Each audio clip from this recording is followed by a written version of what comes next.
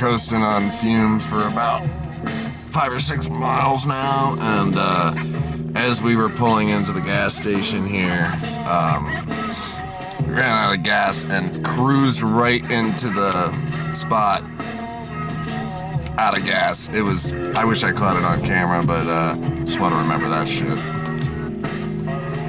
We are in the middle of bumfuck. Yeah, like, yeah.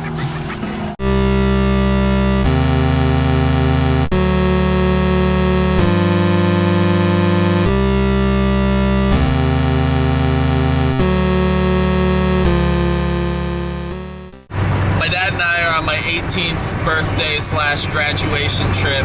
We go to Yosemite to go rock climbing because I was big into rock climbing at the time, and that's the place you go if you're in the US and you want to rock climb. We go there, we're at some swimming hole after doing some hiking and whatever, and I was gonna climb the face of Half Dome potentially, but the climbing guy I was gonna go with had some shit. Dave, I'm calling you out on this, you suck. Really wanted to climb that, but we got to do the backside of it, and it was a good hike and whatever. So we're at base camp, Camp 2 I believe it's called, and we're going swimming in the swimming hole down the way, and we have fun, and like I'm 18, so I like to race my father, whatever. I gotta beat dad, so we're foot race back to the camp, and I kick his ass for the first time in my life. I make it back. I'm parched. I go into our bear-proof food locker, which Yosemite bears can open. I've seen them do that. They stick their hand right in there and open those things. It's hilarious. So I go into the wrong food locker. I go into 14 instead of 13. And like we were in Camp 13, I open 14's locker, and I see a Gatorade bottle there. And the label's ripped off of it just like mine. If you don't know about Yosemite, it's a one-way dead-end road. If you have it, you either brought it with you or brought it at the camp store. And there was a landslide or something, mudslide, that took out the supply route, so you either had water or blue Gatorade rain in Yosemite Valley that fall. Like that was it.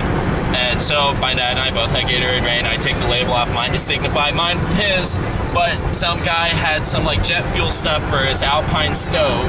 It's similar to white gas, but it was not white gas. Put it in the Gatorade bottle, and I just chug it. It's tasteless, and I'm chug, and pull it away. I drink the whole thing. It's 3/4 of a bottle of Gatorade. One of these, little more than what Gatorade is in there of jet fuel. I drank, and my esophagus seized up. I couldn't breathe. My dad shows up at this point, and I'm like trying to tell him like, I'm gonna die, but I couldn't because my esophagus was seized, as I couldn't do anything. And he figures it out, he smells it, and I be like, I drank this much. We get to the car, and it's like an 11-mile loop around Yosemite Park, and it's like 9 miles with traffic to get there, like a little bit ways against traffic or something. And I just remember passing out and waking up at some point. I was getting like motion sickness, and I passed out, and I was like, wait, no, I just need to throw up, because fingers down my throat didn't work, and I'm waking to it, and it's like, I get motion sickness when I read a map in a car going real fast, and my dad's driving real fast, all crazy, and trying to get to the hospital, so I'm reading a map, and he's all like yelling at me like, I know where I'm going, I don't need you to read a map, thinking that I'm reading a map. I was just doing it to get motion sickness. It worked. I tried to stop the car, and he won't do it, so I just like pull the e-brake, and we pull over rather erratically, and I like pass out, slumped out of the car. And because I was unconscious and laying out of the car, the gas started draining out of me naturally, so I came to hanging upside down like by this pine tree by my dad. He's just holding me upside down, the gas is pouring out. And so I came to with like this petrol shit draining out of my sinuses upside down, like what the fuck is going on? Got to the hospital, I was high as a kite from only breathing vapors for a while at that point. Threw up one more time before we got in there, and then we get in the hospital, and they're like, it's a cabin in the woods. Yosemite doesn't have a hospital. They're like, it's 36 grand to get the life flight out of here. How you feeling? And they're like, I'm like, I think I threw it all up. I'm feeling pretty good. So they hooked me up to this 1970s EKG machine, and they're monitoring my whatever. They're like, well, we can monitor you here, and if you crash, we'll call the helicopter. But I was like, yeah, no, I'm good.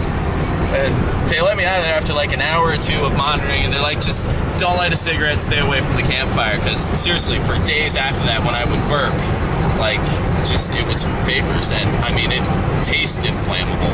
It was messed up.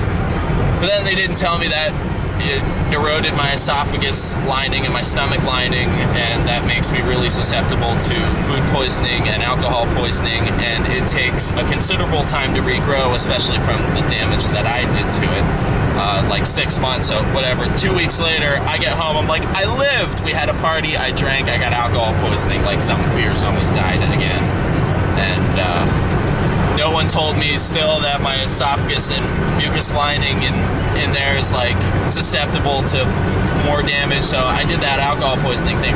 Anytime I drank, I just would die. And so now my body's like fucking allergic to it or whatever. Like the smell of rubbing alcohol makes me nauseous. That's why I sip through beer, you know, trying to build up a tolerance again. Because it's like, it's annoying. It's like, I can't walk into a bar without feeling instantly queasy. It's like, it's shitty. Yeah, and I got food poisoning real bad. I got dysentery before. I've spent way too much time in hospitals over stupid stuff because I drank that guy's illegally contained camp stove fuel, whatever. Just, yeah, that's one part of the story. Right. Yeah.